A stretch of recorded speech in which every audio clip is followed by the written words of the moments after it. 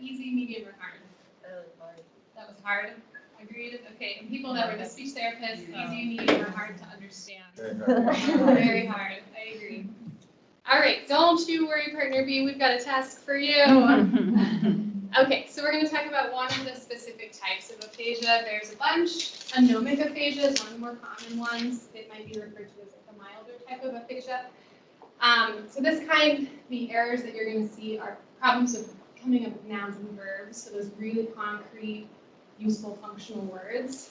That can be really difficult if you're trying to describe something and you don't have any nouns or verbs. Okay, so we're going to do same partners, and we're going to do task 2, which is partner B will describe the following picture. You are limited to only use one noun and one verb. Partner A will keep you in line. Okay, you can use generalized words, things, think, it, pronouns, stuff like that, that don't carry as much meaning. And then virtual people, I want you to try to do this with your plant, with your job, with your socks, whatever it is. Okay, and partner A is gonna turn around this time, so get yourself oriented. So A shouldn't be able to see the picture. Okay. So accommodating. Okay, you guys look ready? Okay, here is the picture.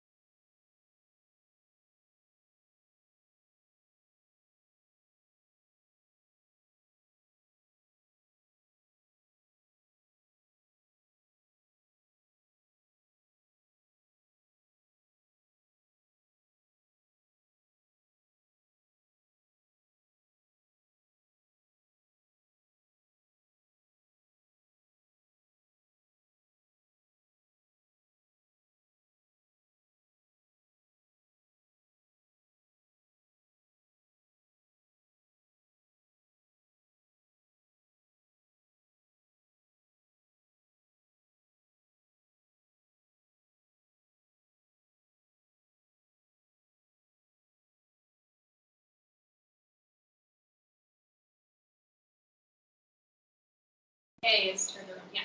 Okay, who has an idea of what the picture is? What do you think? I mean, did he was he cooking and it exploded? Like, is that? Very close. Any other elaborations? Yes, in the back? He walked and then spilled it in the phone. He was walking and spilled something. What did he spill? Anyone get that one? Chili? Chili. Okay, you guys can turn around and check out the picture. Okay, so now everybody has had the experience of kind of what it's like to listen or communicate with somebody who has aphasia and what it's like to have aphasia. Imagine doing that all day, right? Listening to somebody with aphasia all day is what I do for work. And also being the person that's had a stroke, and that's your means of communication. I think it would be really, really hard. Thank you. All right, nice job, you guys. All right, so next up we're going to talk about dysphagia. You've heard of dysphagia, yes? Awesome. So in case you haven't, it's about time for snacks. Dysphagia is the medical term for difficulty swallowing, that's all it means. Same two etiologies. Etiology is just where does it come from? It can come from a traumatic event or a neurodegenerative disorder, same as aphasia. Why do we care about dysphagia? We care about it because of aspiration. The main medical concern, especially when you're in a hospital or a skilled nursing facility, is that if somebody has difficulty swallowing, the food or liquid can go down your airway, your trachea, go into your lungs. That's called aspiration, and that can cause pneumonia, right? When something foreign gets into your lungs, it can form bacteria. That's pneumonia, right? So then you add on top of it somebody who's had a stroke, had a surgery, a hip fracture, they're sick, they're older. Pneumonia can be fatal sometimes. So we get very concerned. We are known best for our dysphagia protocols in skilled nursing facilities. Speech therapists will come hunt down nurses and CNAs if they're not following our protocols, because it's really important and can cause harm to our patients. Okay, so now you're going to get a sense of what it's like to have dysphagia. Okay, so it can be treated in two ways. It is treated in kind of both ways simultaneously. We want to strengthen the swallowing mechanism, so all of those throat muscles, we want to make sure they're as strong as possible. We're also going to compensate for any deficits. So if you've had a stroke, you might have some weakness on one side. We're going to teach you some compensations so that you can still eat and drink while we work on strengthening, okay? Okay, so it's snack time! Yay! The first one we're going to learn is probably the most common one you're going to hear about in a hospital or a skilled nursing facility. It's called chin tuck. It is what it says it is. You would give this to somebody when the bolus, or food or liquid that's in your mouth, is moving a little bit too quickly or in an uncontrolled manner from front to back, anterior to posterior, right? So we want to give this person a little more control over the bolus so that they don't aspirate it. Okay, so you're going to take your snack or your drink if you have a water bottle. You're going to take a small bite, chew, get to the point where you're ready to swallow. You've got your bolus. Then I want you to tuck your chin down as far as you can, comfortably. Swallow your bolus, your Cheez-Its, and then you can just look back up. I want you to do that 3 times so you get a sense of what that would be like during the course of a snack or a meal. And if you want, I would encourage you to try it with water or some kind of liquid if you have it too. You can imagine liquid would move a lot faster and differently than solid. Got the professors doing it. It's been a while since I tried a chin tuck. Welcome back.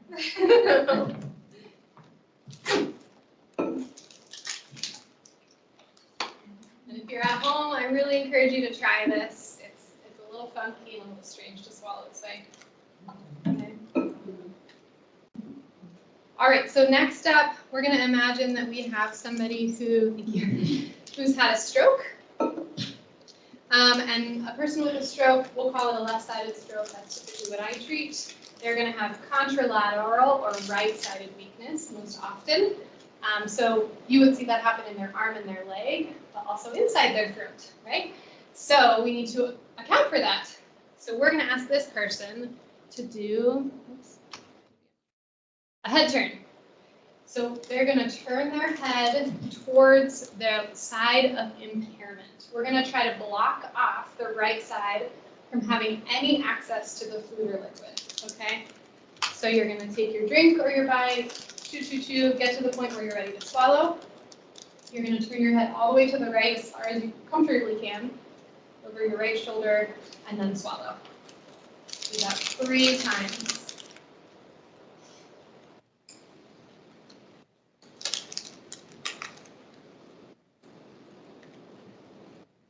Making sure when you swallow is when you're looking, you can chew with your head forward. If you need more snacks, you can pass the box back around. You can lie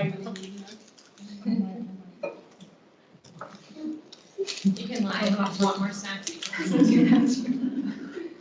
All right, so the last one is called a head tilt. The same patient that had a left-sided stroke, right-sided weakness. This time, maybe that person has some cervical problems and they really can't turn their head to the right. So this time we're going to tilt their head to the unaffected side, the left side, in order to use gravity to encourage the food and liquid to go towards the stronger side. Okay, so bite, chew till you're ready to swallow, tilt instead of turn. So we're just kind of tilting our ear to our shoulder and then swallow. So try that 3 times.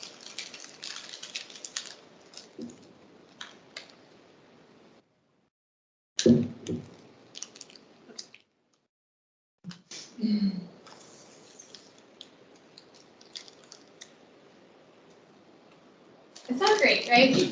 Yeah. Okay, so you guys did 9 bites and sips. It's probably 20 to 50 per meal. Imagine that you have 30 minutes with a patient You're like, okay, Lynette, this is what I need you to do for me, right? And you teach it to them and you practice, and then you're gone for 24 hours. And you come back. Is Lynette's cognition strong enough to remember this? Does she understand the risks and why you're having her do this really weird movement? Do the nurses understand? Did you have time to put a sign on the wall to make sure everybody can help you follow through? So when we're doing speech therapy in a fast-moving environment where somebody has dysphagia, like in a hospital, you get 30 to 45 minutes with them, and you have to kind of be the detective to figure out which one of these strategies am I going to use and why? Okay, I've chosen. Can they understand it? Can they remember it? Do I have any advocates in the building that are going to be here when I leave that can kind of help me carry this over? I personally really enjoy that about the job, that you're doing a lot of relationship building and detective work to protect the patient from a lot of sides. So I would say 90% of the time you leave the room and they're not going to do this. So you have to kind of use your allies to help you get on board. Agreed? Mhm. Yeah. All right, so now you know everything you need to know about dysphagia. Good job. Let's talk about professional opportunities, so where you can work, and then ways to get involved even before you graduate with your degree. Okay, so these are the things that I feel like I didn't know before I went into grad school. So where do you work as an adult speech pathologist? A lot of people will end up working in all of these environments, and a lot of people have multiple jobs. I'm in private practice and this nonprofit, I used to be at a skilled nursing facility. A lot of people have PRN work. So kind of top to bottom in terms of acuity, so medical need to less medical need. So you can work in acute care, the main hospital where somebody goes when they immediately have a stroke or a hip fracture or something like that.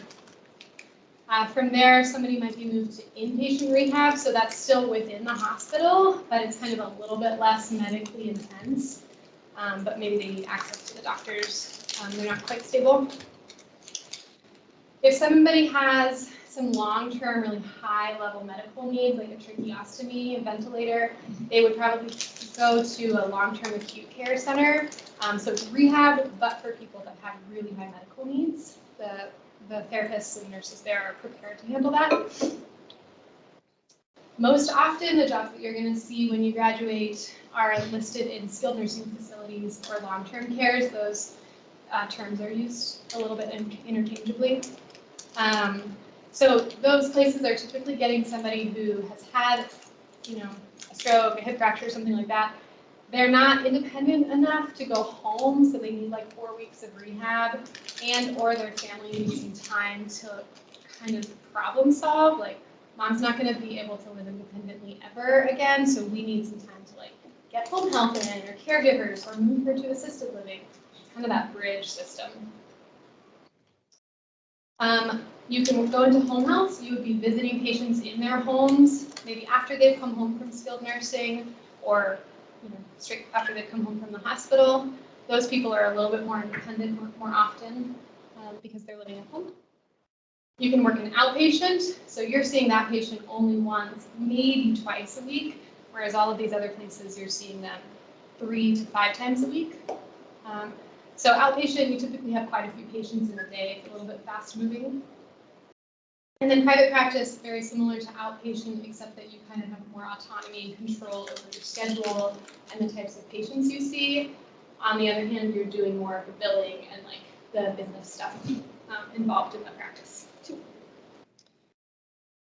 Okay, so ways to get involved in the professional world even before you graduate. I think these are good to know. So in Colorado, we have CASHA, Colorado Speech and Hearing Association, and we have ASHA, our American Speech and Hearing Association. They're both wonderful organizations. They put on annual conferences. I don't go every year, but I try to go every 3 years or so. I personally think that it's really fun to be around other speech therapists. We're all pretty passionate about what we do. And it's kind of reinvigorating to get back into the research, see what's new, and network with people that are interested in what you're interested in. There are local SLP groups, depending on wherever you end up during grad school or after grad school. You're going to meet SLPs along the way. You're going to find that they go to happy hour once a month, or that there are dysphagia rounds, or there are ways to get involved in the community for ongoing learning or just kind of connection and networking with SLPs near us. And then there's, you probably see like the Facebook and Instagram groups and posts through like, there's adult medical speech therapy Facebook groups, right? So people go on there and ask questions. Like, I've got this guy with Parkinson's. I've tried this, this, and this. I don't know where to go next. Who has an idea for what I can do? So it's just kind of nice to read through some of those posts and learn about diagnoses. I've definitely asked a lot of questions on there too and have gotten some great answers. All right, and then community involvement, things you can do while you're still a student and then after. Volunteering, I think, is one of the best ways I have found to learn about the clinical world, but kind of like the broader outside part of it. So I would absolutely recommend that you, if you're passionate or interested in any of the adult kind of diagnoses, research one of these associations. Every diagnosis has an association, I promise you. There are a lot of local ones. So there are ways to get involved. 6 years ago, I just decided I wanted some involvement with the counseling aspect of dementia. So I contacted the Alzheimer's Association. They welcomed volunteers with open arms. And they said, hey, you want to lead this support group for caregivers? I was like, sure. And 6 years later, I have learned so much more than I would have had I just stayed in the clinical world. Because through the support group, I'm learning about what it's like for the families to have somebody at home that has dementia, the grief that they're dealing with losing kind of their relationship with their parent or their husband. Okay, stick with me. We got 1.5 more sections. Okay, so pros and cons. There are pros and cons about every industry you could ever go into, of course. These are challenges and benefits that I think I wish I had known going into it. So that's why I'm sharing them with you. We'll do challenges first so we can end on a positive. Okay, things that can be difficult about working with adults. You're going to have a lot of difficult conversations, and that's not something you are acutely or overtly trained to do. It's kind of talked about in grad school, but a lot of it is just experiential. You're often the first one to tell a patient or a family member that they might have dementia and they need more testing. Maybe they shouldn't live alone or they shouldn't drive. I mean, you're talking about shattering some of these people's worlds at times. So it takes delicate hands, it takes patience, a lack of ego, to not take it personally when they react in a way that's not great. So a lot of that just comes through trial and error and finding a mentor that can help you with those. Something that surprised me was, I got into speech therapy to be helpful, and I just expected all of my patients to be really grateful for my help, and that's not always the case. Sometimes you'll meet patients in the hospital that think the hospital staff are hotel staff, and they want you to serve them water but not do therapy with them. They're unrealistic, they're unmotivated. It shocks me, because I always think, oh, I had a stroke, I think I would be really active in my recovery, and I would really want to, do this or that, but that may not be true, we don't know. There's so many, psychological things that are happening in their recovery that can contribute to motivation and their sense of reality. Fluctuating hours. When you work with adults, you're not going to be on salary, you're going to be an hourly employee. So that means you're getting paid per service. Some weeks you're going to have 38 hours, you're going to be happy about that. Some weeks you're going to have 25 hours and get a little stressed about finances. So it's just important to kind of recognize going in that your budget is not always stable. It will fluctuate, 100% guaranteed that's going to happen. It seems to happen more with speech therapy than it does with PT and OT, to be honest. Speech therapy is sometimes the redheaded stepchild of the hospital world, so we get forgotten about. So it takes a little bit of fighting for yourself and advocating for your services to get those hours. If you work in the medical field, you're going to work holidays, no doubt. Typically, you can kind of shuffle them, so if you work Thanksgiving, you wouldn't work Christmas. That's not always true, but most systems have, you have to work one winter holiday and one summer holiday. It's kind of the standard. It can be really emotionally draining. think a lot of people that are in healthcare are empaths. This is something I've learned about myself only in the last few years, and being highly empathic is such a superpower. I think it makes us good at what we do, and it means that we give ourselves to the people in front of us, and that if you don't protect it and you don't take care of it, it can be really difficult to deal with. Okay, I'm almost done bumming you out. Last one is that you just don't have all the answers when you graduate from grad school. I came out of grad school and I was like, oh yeah, I know what to do. This is going to be great. I did not know what to do. I knew a lot about diagnosis. I didn't know a ton about treatment, and I thought I did, right? But the difficulty is that every patient is unique, and so you think you know a lot about treating Parkinson's, which you do, but you don't know maybe necessarily about a person who has Parkinson's and dementia, or has had a stroke 25 years ago, or whose family is unrealistic. So putting that all together is really something you just learn on the job. So you gotta take a humble pill when you graduate, just kind of step back. I always say though to my grad students that I didn't learn a ton about treatment or exactly what to do when I left grad school, but what it taught me was to think critically about the case and to figure out how to find the answer. I knew where to ask, how to ask, and that is one of the most useful tools I think that you can get. Okay, so there's a ton of benefits, I promise. Working with adults is super meaningful. There are so many challenges, but it is amazing. You are connecting with people that have had all this life experience, and a lot of times they really are motivated to return to their function or regain function that they've lost. The relationships you can build with older adults is so special. Whether you ask for it or not, seniors will give you advice and tell you all about how to live your life, and it's hilarious most of the time. I love asking them, what was the best part of your life, the best phase of your life? To work with people that are in the last quarter of their life is a privilege. Those people have lived often very hard lives. We're talking about people that were born in depression, right? Have lived through recessions, world wars. I mean, these people are incredible.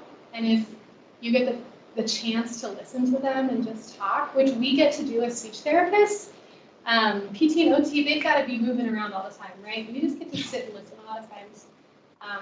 And I cherish that part of my work. Something that's really fun is the interdisciplinary work that we get to do. So you got into this field because you were interested in people and the brain and medicine, right? And then you get to work in this place where all these other people are interested in the brain and medicine and people, right? And you get to learn the PT aspect of it and the OT aspect of nursing and doctors. So you kind of get this well-rounded education as you go along through the years, which is really, really fun. No case is the same. I talked about detective work earlier. You are absolutely a detective all the time. This job will keep you on your toes. It just is fascinating, and I'm always kind of asking myself questions and trying to learn new things. I think it can be emotionally draining, and on the positive side, the emotional connection you can have with someone is amazing. My sister works in business, and I talk about crying at work with my patients and sharing these meaningful stories, and she has no idea what I'm talking about, but that is something that we get to do. We get to really connect with people, and I love it. And the really nice thing is you don't take work home. You might take some emotional stuff home, right? But because of HIPAA, you're going to do your documentation at work. You leave it at work, and you're gone. So you're not really expected to work, on your computer or be on your email when you're home. So that's nice. There is a pretty distinct line. All right. So just in conclusion, working with adults is amazing. It is rewarding. It's challenging. It's never dull. It's versatile, and it's meaningful. Something at the end there. Meaningful. This is my favorite patient of all time. Her name was Bonnie. She was in my skilled nursing facility after multiple strokes. She was on and off there for 3 years with me as an inpatient and an outpatient. She had very severe aphasia. She could only say a few words, but she was determined to work on it. Eventually, she really wasn't benefiting from speech therapy anymore, so we kind of graduated her. She moved into a nursing home. But she always remembered us. My husband is a PT, so he and I worked with her. She had a picture of us on her mantle in her little bedroom at the nursing home. We were there with her a day before she died. We went to her funeral. I mean, the connections, I could cry talking about it. The connections that you form are unreal. It's a job I would choose again. And that's the end. I hope I've convinced you. If you have any questions, let me know.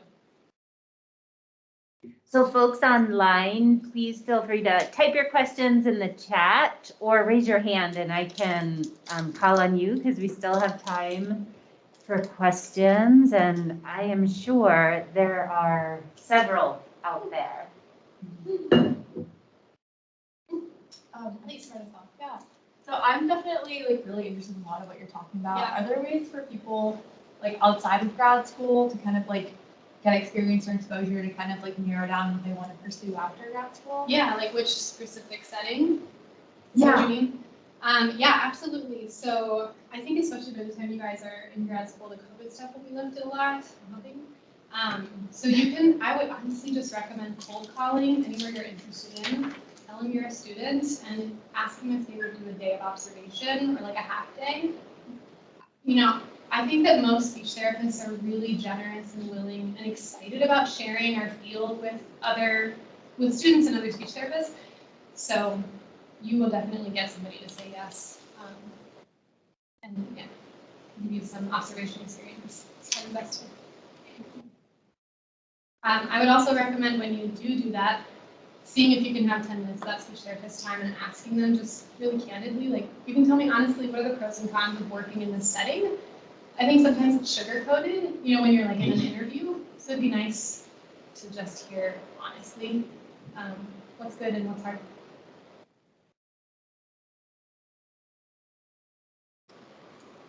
Are there, is it a subset of speech therapy that is less common for people to go into? Because I guess my understanding is that there are less speech therapists that work in that field than like with children or in schools or like, is it also one of those things where most people don't think about it? So there's kind of a bigger need for it?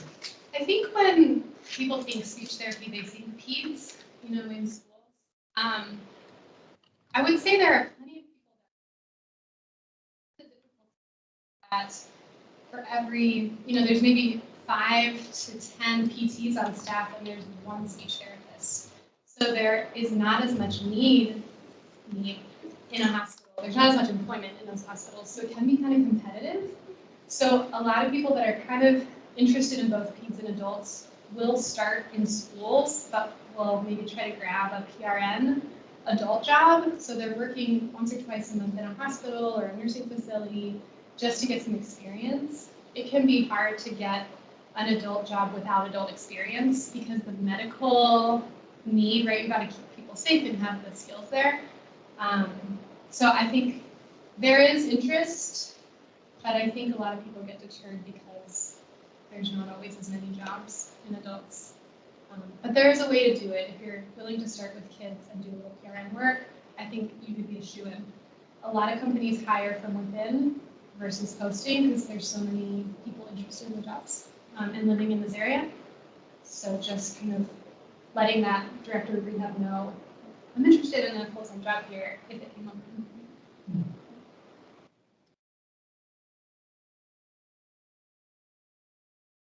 We have a question Okay. coming in.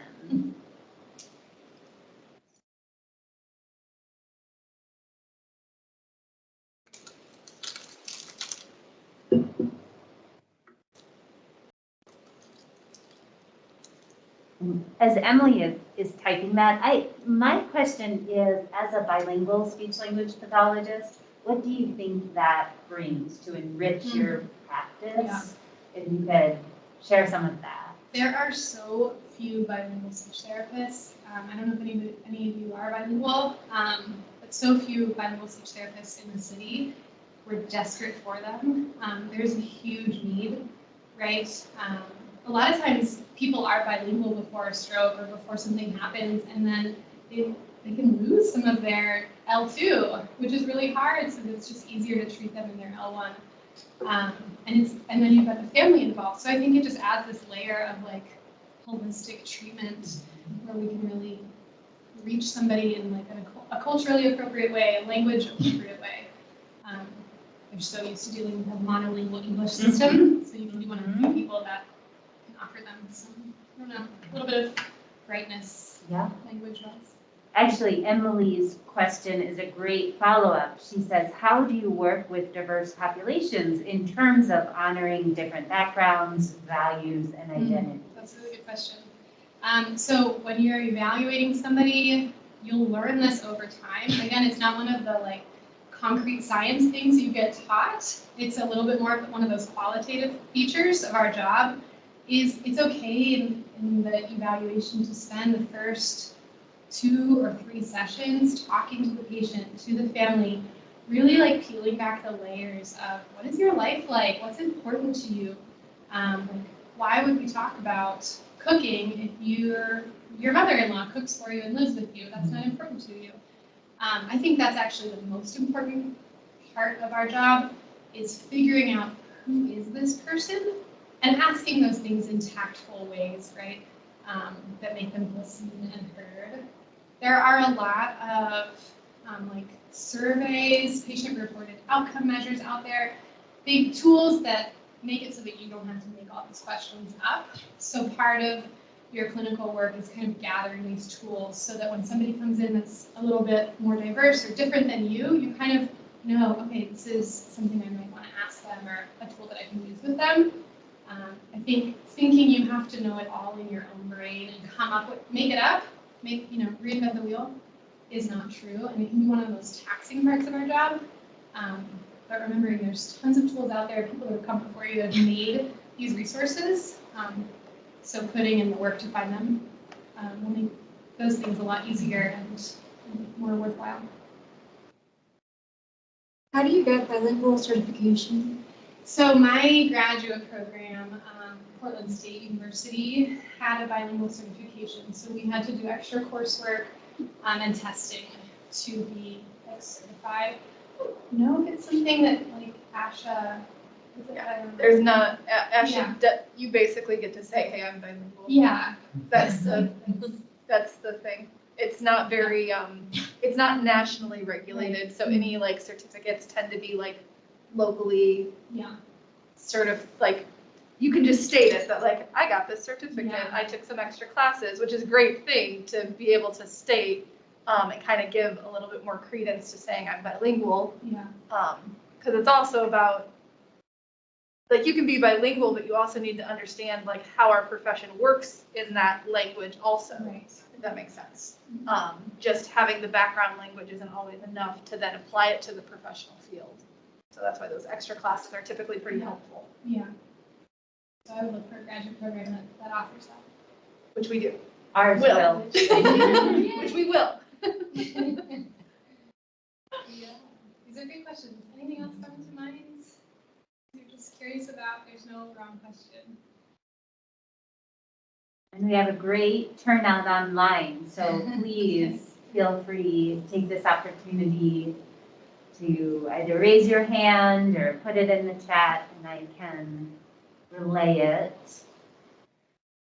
I always ask this question on behalf of students is if you could go back, is there a class or a course you would take that you think would have been impactful? I always wish that we honestly had a minor in counseling. I took a 2-credit elective in my grad class. We weren't even required to take it. Counseling is such a huge part of our work. I'm sure with peds, but definitely with adults. There's so much grief and loss that happens with the stroke or TBI or Parkinson's, dementia. So there's so much like coaching you're going to do with the family and the patient to help them understand, and then talk to them about it again so they do understand, and then again. And then things change, right? Mom gets worse. I have a phone call at 4 o'clock with a family member who's called me emergently today and said, My mom's memory is disappearing. It's been 1 month and it's getting worse and worse. What are we gonna do? So I'm gonna call her and talk to her about, okay, you know, we need to talk about caregivers and memory care and making sure her power of attorney and her finances are in order. There's so much that you have to be able to gently but kind of strongly say. You know, they're looking for answers. Doesn't mean you have them, but being able to speak to them about these really hard topics is a skill. And I wish we had more practice with it before I graduated. Yeah. So occupational, this is a question from Rebecca. Occupational therapists also work with patients with the same challenges as SLPs, such as dysphagia. What determines who works with the patient? Yeah, with dysphagia specifically, at least in the world I've been in, speech therapists are the primary on a dysphagia case. Typically, there's more overlap around cognition with OTs. I know that OTs do get dysphagia training, but my understanding is that we maybe get a little bit more in depth. So the standard is that speech therapists work with dysphagia patients across the board. Yeah. So kind of pivoting, are there a lot of travel opportunities available for medical SLPs? Yeah, there's a whole world of travel therapists. There are Facebook groups for travel therapists as well. So people talking about the way to do it. So travel PT, OT, speech, and nursing is really common. I know that you would work in a more rural setting, typically, a place that's harder to staff, but often you get paid a little bit more, kind of as a trade-off. So if you're interested in traveling, especially to remote places, it could be good for you. I've never done it. Sounds cool. What other traits did you look in when you were applying for grad schools? What other traits? Yeah. That's a great question. Oh my gosh, it's been a long time. I definitely tried to look up the research that they were doing to see if it was all and only peds. I wanted a medical track program. So I just wanted to make sure they didn't focus only on kids. That was probably my main thought. Location was a big one for me. I was only willing to move certain places. And then, you know, something that we've talked about is accessibility to faculty. So sometimes grad programs, if you ask, will give you access to a grad student, and you can ask them, like, how accessible are the faculty there? Can you talk to them if you need mentorship or if you have questions, or are they just busy all the time and not really available? So I think interviewing grad students about the programs they're interested in would be really fruitful. If possible. I'm sure they'd be willing to talk to you. We maintain lists of all the schools where students currently are. So, you know, if you are thinking about applying to UT Austin, like, ask and we can tell you, oh, we have a student there now. And then I email that student and say, is it okay if a current student reaches out? And only on very rare occasions I just haven't heard back. So connect with us in the event that we do have alums there. You can tell from the board out there, our alums go all over, all over the country. I'd say that's probably one of my other pieces of advice that I maybe took on later than I should have, is asking people, not being shy or nervous to reach out to somebody I don't know. I mean, that's how I got connected to Dr. Walsh-Aziz, is that I just said, hey, I'm interested in what the academic world looks like. Would you have a talk with me? And we chatted for half an hour, right? And here I am. People want to share their information. They want to connect with other people. It feels awkward sometimes to reach out to someone you don't know, but they're always friendly and kind and generous with their knowledge. Don't be shy about it. I'll give you my cards too. If anybody has follow-up questions, feel free to reach out to me. And we can take some for those of you who are online, and I can leave them with Shannon, Stephanie's cards, and just ask Shannon for one if that's okay. Of course, yeah. Well, thank you so much. You're welcome. This is a topic I know so many of our students have expressed interest in, and your kindness of sharing some of the insights as it relates to the pros and cons and the professional and community involvement, I think, is so important and something we don't always think about. So we'll give a round of applause, and those online, you unmute or. Thanks for being here, guys.